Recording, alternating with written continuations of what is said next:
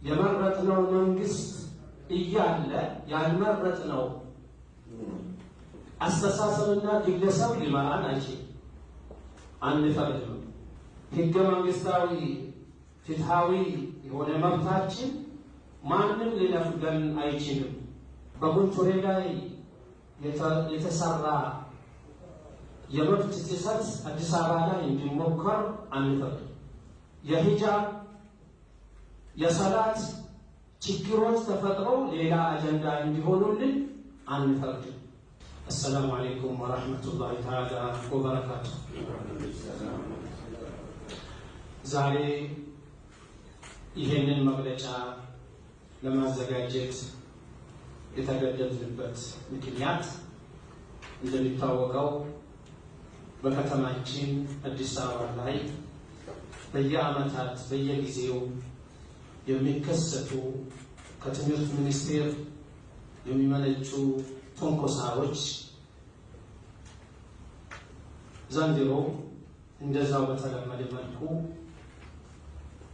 ህዝባችን በሰላም ሀገራችን በሰላም ከተማችን በሰላም ባለችበት ተማሪ ልጆቻችን በሰላም ትምህርት ገበታቸው ላይ ተገኝቶ ትምህርታቸው በጀመሩበት አልፎ ተርፎ አንድ ፈተና ባሳለፉበት ማዕከል ውስጥ ላይ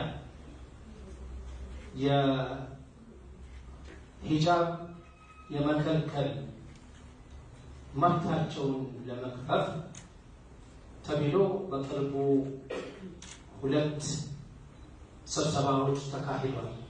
አንደኛው አዲስ አበባ ላይ፣ ሁለተኛ አዳማ ላይ ሂጃብ እንዳይደረግ እንዲከለከል ሂጃብ ያደረጉት ልጆች ከትምህርት ገበታቸው እንዲፈነከሉ ተደርገው ይሄንን የነበረውን ሰላም የነበረውን የሀገራችን የከተማችን እርጋታን ለማዋከብ የተደረጉ ነገሮች ናቸው። ይህ ጉዳይ ኢትዮጵያ እስልምና ጉዳይ ፌዴራል ትላንት መግለጫ ሰጥቷል። እኛም በከተማችን በተነሳ ልጆቻችን ከትምህርት ገበታ ላይ እንዲወከዱ በተደረገው ምክንያት የአዲስ አበባ እስልምና ጉዳይ ከፍተኛ ምክር ቤት ይህ ተቋም የተቋቋመበት ምክንያት የሙስሊሙ ማህበራዊ እና ሃይማኖታዊ መብቱን ለማስከበር እና የሙስሊሙን ጥያቄ